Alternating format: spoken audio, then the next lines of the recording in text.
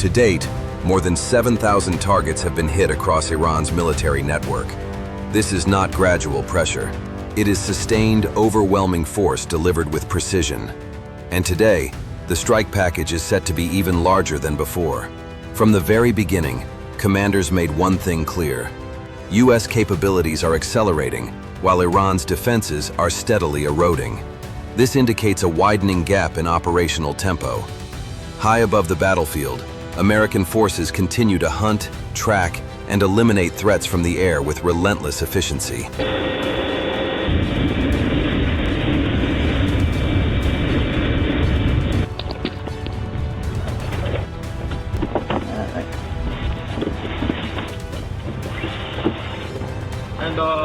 I got a loose question for you.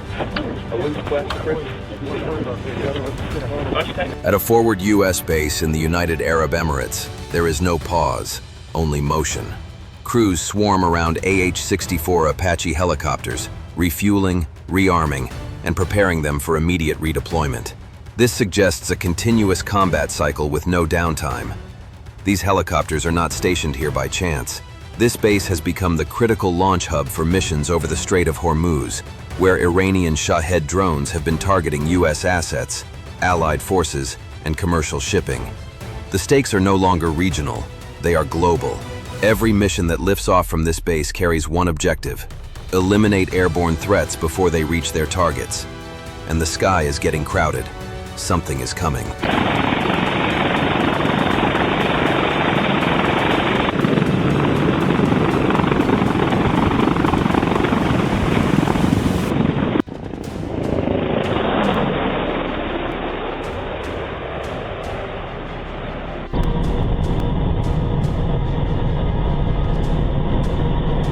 Once resupplied, the Apaches split into multiple directions. Some head straight toward U.S. naval vessels stationed in the Gulf, touching down briefly on their decks, engines cooling as crews wait for the next alert. Others push forward immediately into the strait, scanning the horizon for incoming threats. This rotation never stops. Helicopters launch, helicopters return, helicopters wait, armed and ready. This reflects a layered defense system built for rapid response. The moment Iranian drones appear, detection begins at sea. Inside the ship's Combat Information Center, radar operators identify incoming contacts, classify them as hostile, and transmit targeting data within seconds. This suggests highly integrated battlefield awareness. That data is instantly relayed to Apache crews, whether they are airborne or waiting on deck. Then comes the command. Engines ignite. Rotors spin. Within minutes, helicopters lift into the air, turning sharply toward the threat. Those already flying pivot mid-air, locking onto new coordinates. There is no hesitation, only execution, because delay means impact.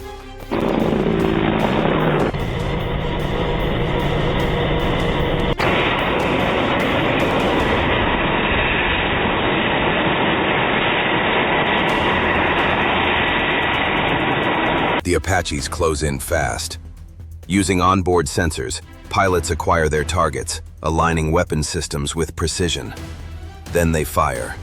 Drones are struck mid-air, exploding, breaking apart, dropping into the sea before they ever reach their intended targets. This demonstrates air superiority at close range. Once the engagement is complete, the cycle resets. Some helicopters return to ships for rapid rearm and refuel. Others head back to the UAE base for full servicing. On the ground, crews move quickly. Rocket pods are reloaded, Hydra 70s, unguided but devastating in volume, up to 76 rockets per helicopter. Each round is inspected before sealing. The 30mm chain gun is rearmed with high-explosive ammunition, designed to shred targets at close distance. This highlights the Apache's overwhelming firepower advantage. Then come the Hellfire missiles, precision-guided, mounted carefully onto launch rails, each connection checked and secured. These weapons are built to destroy anything heavier that may emerge. Everything is methodical. Everything is fast, because the next alert is always seconds away, and it's already coming. Dropping Delta 13, Delta 30. Can you drop in, please, sir? We pop Alpha 53, 54, and 55, please, sir.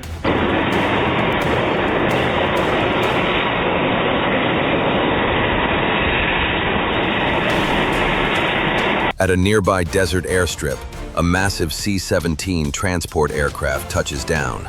Inside, it carries reinforcements.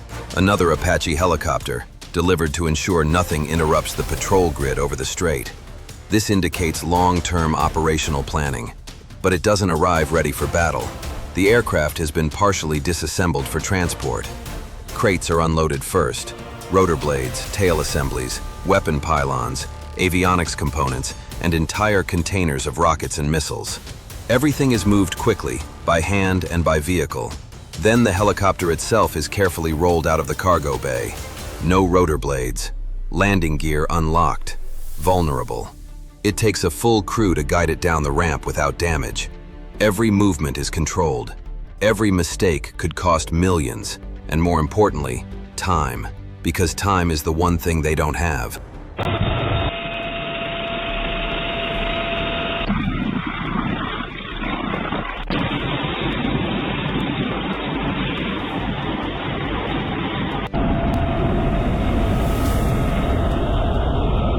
Once on the ground, the reconstruction begins immediately. The Apache is towed to an assembly zone, followed by trucks carrying its components and ammunition. Mechanics get to work. Rotor blades are installed and locked into place. The tail rotor is mounted, drive systems connected. Stub wings are attached, weapon pylons secured. Avionics systems are reconnected and tested. This reflects the importance of rapid deployment capability. Then the weapons go back on. Rockets loaded, Hellfires mounted, gun systems filled. Every system is checked. Hydraulics, electronics, flight controls, engines, weapons. Nothing is skipped, because once it leaves the ground, there is no second chance. Finally, clearance is given. The Apache is ready, and just in time.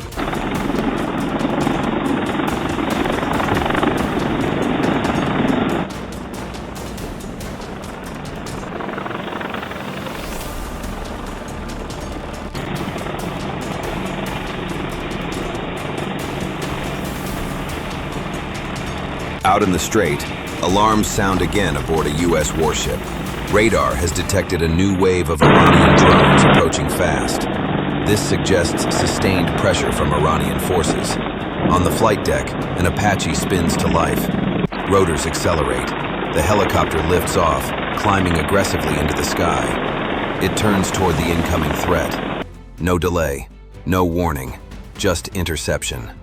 The pilot locks onto targets using advanced sensors, aligns the gun, and fires. One by one, drones are destroyed. Confirmed kills, confirmed mission success. The report is sent back to the ship, then relayed to command. And just like that, the helicopter returns to its patrol position, waiting, watching, ready. Because the cycle never ends, and the next wave might be bigger.